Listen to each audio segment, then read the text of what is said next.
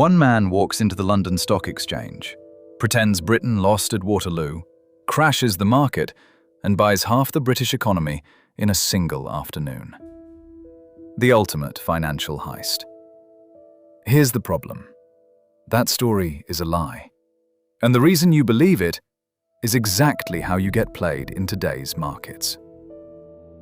This is the Waterloo lie, how Rothschild really won. You're not looking at a king. You're not looking at a general. You're looking at Nathan Rothschild, a German Jewish banker in London who built a cross-European money network, brothers in key cities, couriers on dangerous roads, agents in major ports, moving gold and information faster than most governments. He wasn't a magician. He was infrastructure. And if you invest today, you are still living in the shadow of the story they built around his name. Here's the first punch.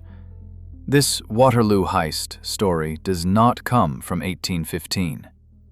It doesn't come from traders' diaries.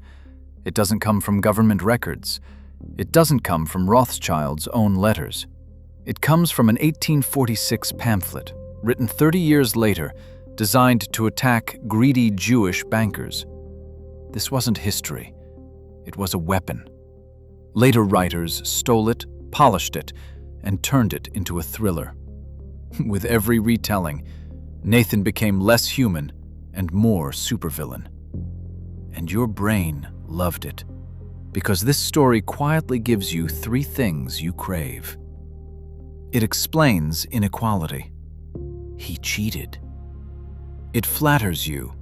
You see through the system. It gives you an excuse. The game is rigged. You never had a chance. That pattern, easy villain, clean excuse, shows up in every crash, every bubble, every angry thread. Now the boring version, the one that actually matters if you care about your money. June 18th, 1815. Waterloo. Napoleon loses. There is no internet, no phones, no telegraph, just horses, ships, and men who can be delayed, bribed, or killed. The Rothschilds do have a fast courier network. That part is true. They've spent years building it. Nathan probably hears about Wellington's victory earlier than the British government, maybe by a day, maybe by hours. That is an edge, but it's not weeks, it's not months. It's not a God mode cheat. By June 21st, Wellington's official dispatch reaches London. The government knows. The market knows. The window where only Nathan knows is short and messy. What about the famous trade, "I bought Britain for pennies"? Historians who've gone through the ledgers and the bond data see something less cinematic. Yes, the family made money around this period. Yes, they likely bought when others were scared. But the profits on the specific Waterloo trades? Slender. Not mythical. Not, "I own the empire now." The real fortune came from something much uglier and slower. Years of arranging loans to governments. Years of shipping gold through war zones. Years of waiting to be repaid. Late, partially, sometimes not at all. Infrastructure. Not a one-day heist. Your brain hates that story. Guy builds a better payments and information network over a decade is a terrible campfire story.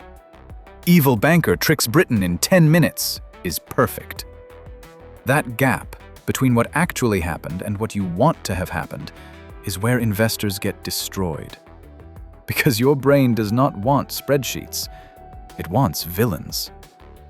Every time you repeat a too perfect financial story without checking where it came from, you're making the same trade. You swap evidence for entertainment. You swap complexity for a clean narrative. And markets punish that. You tell yourself you're being realistic and awake to the system, but in practice, you're doing what the 1846 pamphlet wanted, thinking in stories, not in facts. And stories are the easiest thing in finance to manufacture.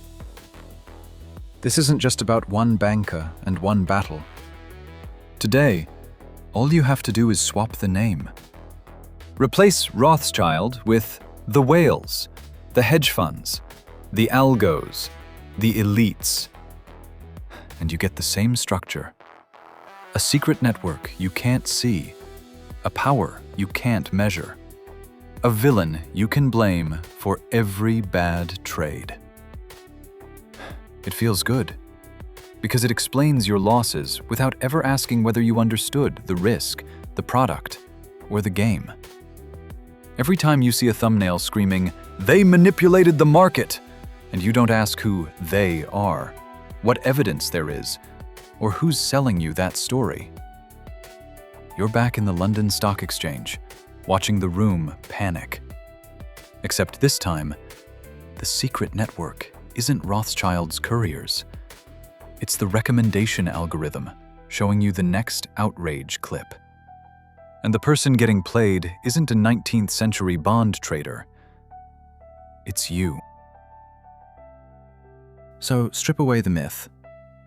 Who was Nathan Rothschild in plain language? A German Jewish banker. One of 5 brothers running a cross-European network. A man whose real edge was speed, logistics, and trust. Moving gold and information across borders faster than most governments could. Did he profit around Waterloo? Almost certainly. Did he walk in, fake a panic, and buy Britain for pennies in a single afternoon? No. That fantasy survived because it's emotionally perfect. It gives you a movie instead of a mechanism. And that matters, because modern markets are still built on the same psychological weak spots. So here's your Waterloo Investor Rulebook. Rule number 1. Real edge lives in plumbing, not prophecy. Rothschild's advantage wasn't a magic prediction. It was a network. Brothers in key cities, faster couriers, safer gold shipments, deeper relationships. Today, real edge looks like better data, faster execution, cheaper capital. If your entire strategy is, "I heard a tip before everyone else," you're chasing a Waterloo that never existed. Rule number 2. Always follow who benefits from the story. The Waterloo legend helped justify antisemitic fantasies and gave investors a comforting excuse. The whales, the insiders, the institutions. Before you surrender to that narrative, ask, who gains if I believe this? Who gets my money, my clicks, or my rage? Because the real danger is not that Nathan Rothschild tricked a room full of traders 2 centuries ago. The real danger is that you're still willing to trade your judgment for a beautiful lie. You don't need to find the next secret battle where someone buys a country in one day. You need to learn when your own brain is turning financial history into fan fiction. This was one crime scene. There are others. In the next case file, we'll cut open another too perfect legend of money and pull out the rules buried inside. If you're done being background noise in someone else's story, stay close. This is Synthetic Fortunes, and the weapon is the story you're willing to believe.